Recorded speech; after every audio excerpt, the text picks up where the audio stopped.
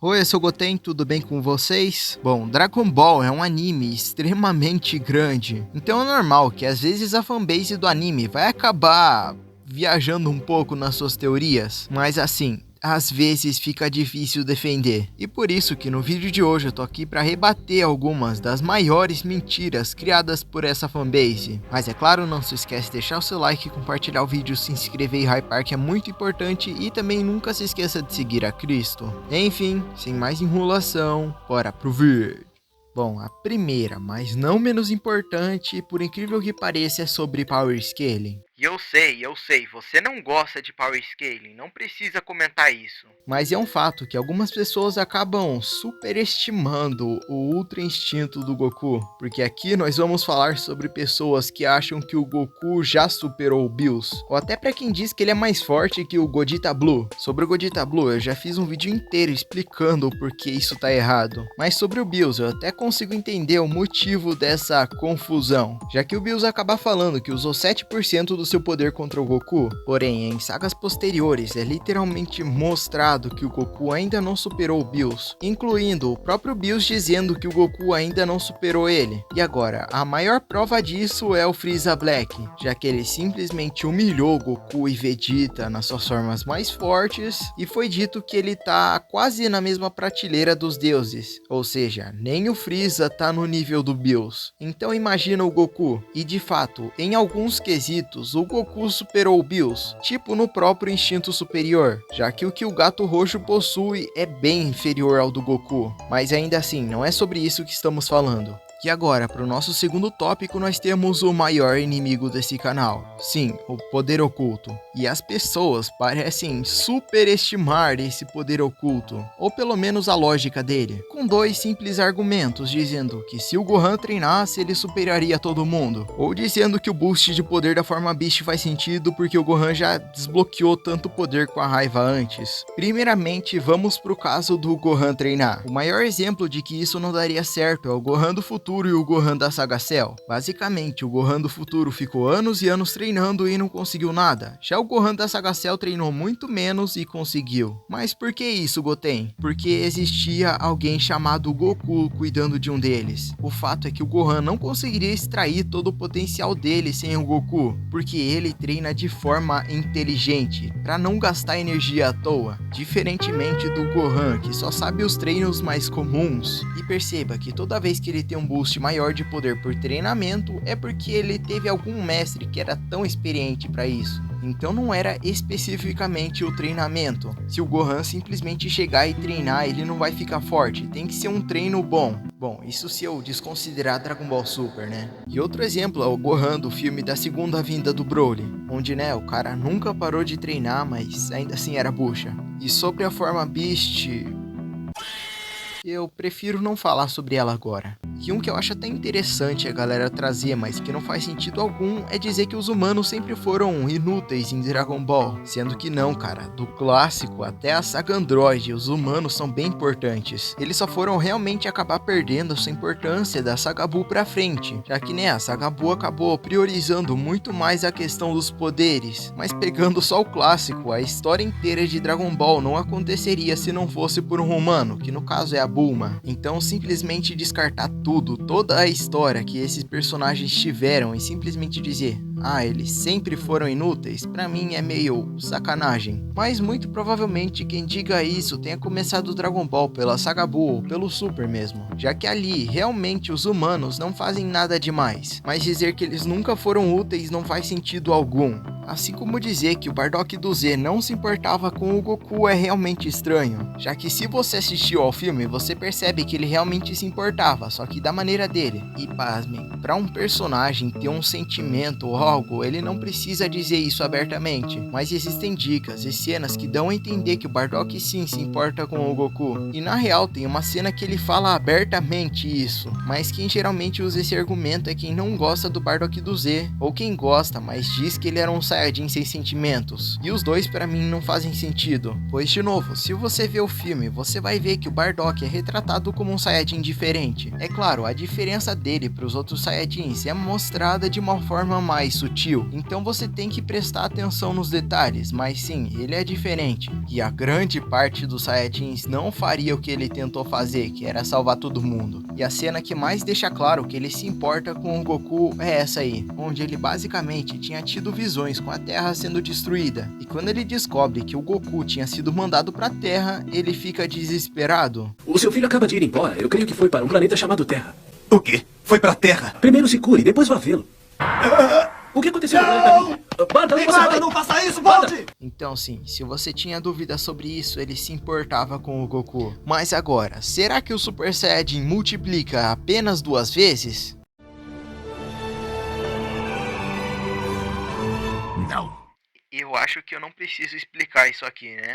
Mas eu posso explicar o motivo do porquê o Freeza voltar não é algo tão bom assim. E talvez isso até fuja um pouco da lógica do vídeo, mas eu vou falar mesmo assim. Basicamente, estão extraindo até a última gota do Freeza. E a forma que o Black Freeza apareceu foi tão sem sentido e, sinceramente, o nível de poder desse cara é tão quebrado que eu creio que ele vai ser derrotado da pior forma possível. Algo como o poder da bunda, ou o discurso no jutsu, ou até mesmo um Deus Ex Machina, como aconteceu na saga Black. Mas sinceramente, não tem como a volta desse cara ser algo tão bom assim. E eu digo isso com o Freeza sendo o meu vilão favorito. Mas sabe quem que é o vilão favorito de muita gente? O Piccolo, mas sinceramente eu perdi muito gosto pelo personagem, e a maior culpa disso é a própria fanbase do Piccolo, que ou se acha por ser fã do Piccolo, ou fica dizendo que o Piccolo é um pai melhor que o Goku. Bom, eu acho que essa é a maior mentira de todas da fanbase de Dragon Ball, e isso talvez até merecia um vídeo próprio, mas perceba que o Piccolo comete grande parte dos erros que a galera diz que o Goku cometeu, mas às vezes ele faz ainda pior. Um exemplo, a galera que diz que o Goku não passou tempo com o Gohan, sendo que às vezes que ele não passou com o Gohan, ele literalmente estava ou morto ou machucado, mas vamos dizer que era por pura escolha do Goku. Ainda assim, o Piccolo conseguiu ser pior, porque no Z inteiro, o máximo de tempo que o Piccolo passa com o Gohan é cerca de 5 anos. Na real é até um pouco menos, mas eu arredondei. E o Goku passa mais de 9 anos inteiros com o Gohan, sendo que nos outros 9 anos da vida do Gohan, o Goku estava simplesmente morto. Já o Piccolo ficou 7 anos da saga Cell pra saga Buu sem ver o Gohan,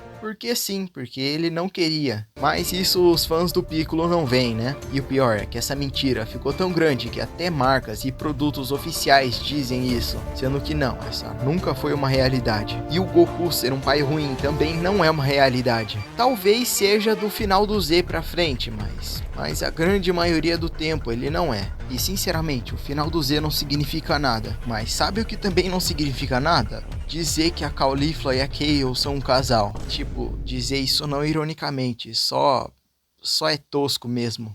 E eu já abordei especificamente esse assunto lá no vídeo dos Saiyajins do Universo 6. Mas saibam que não existe argumento para dizer que isso faz sentido. Assim como quem diz que a essência do Goku / Dragon Ball é só comédia. E agora eu vou falar um pouco mais sério aqui. Bom, vamos lá. De fato, Dragon Ball começou como um anime de comédia e uma paródia aos filmes de artes marciais e a Jornada para o Oeste. Porém, esse foi só o começo de Dragon Ball. E caso você não saiba, a essência de um produto não tá só na sua primeira aparição. É tipo você dizer que o Superman é só um cara que tem super força e pula alto. Ou você dizer que o Batman é um personagem mais puxado pra comédia e que mata os seus inimigos. Não, com o tempo, os personagens foram remodelados até acharem a sua essência. E o mesmo aconteceu com Dragon Ball, mas a sua mudança não foi tão longa assim. Na real, somente a saga Pilaf em Dragon Ball clássico que é totalmente galhofa. Já as outras sagas contêm não só lições de vidas, mas cenas realmente marcantes e maduras. E você resumir toda a obra a apenas a sua primeira saga é no mínimo estranho, já que de novo, na saga Red Ribbon e nos torneios você já consegue ver uma diferença do tom ali. De fato, ainda assim tinham muitas piadas e aquele humor ácido, porém as lições que Dragon Ball acabaria nos ensinando acabaram sendo introduzidas ali, e até mesmo seus vilões mais sérios e perigosos. E o mesmo vale para o próprio Goku, que sim, foi apresentado como um garoto mais inocente, e escute bem,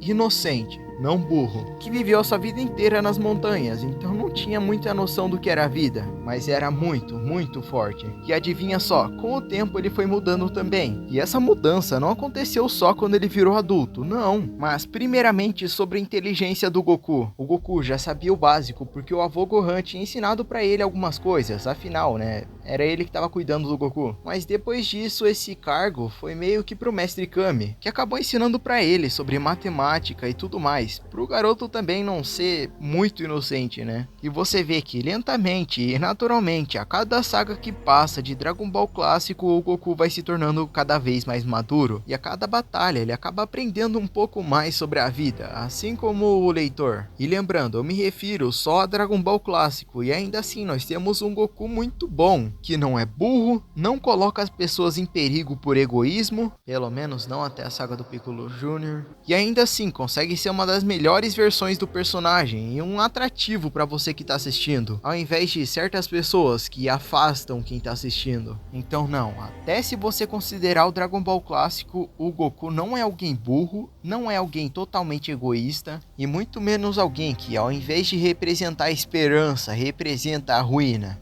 Né, a galera em DBS tem medo do Goku.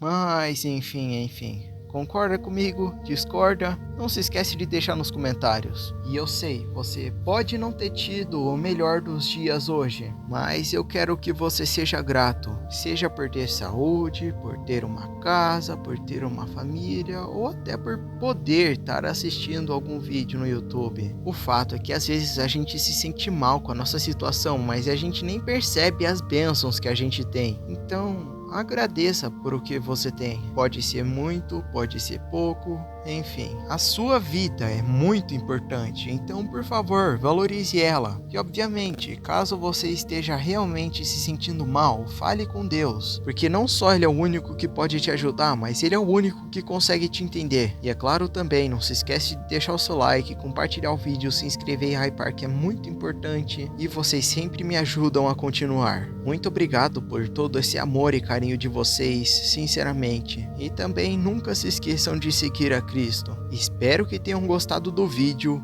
e valeu, falou e fui!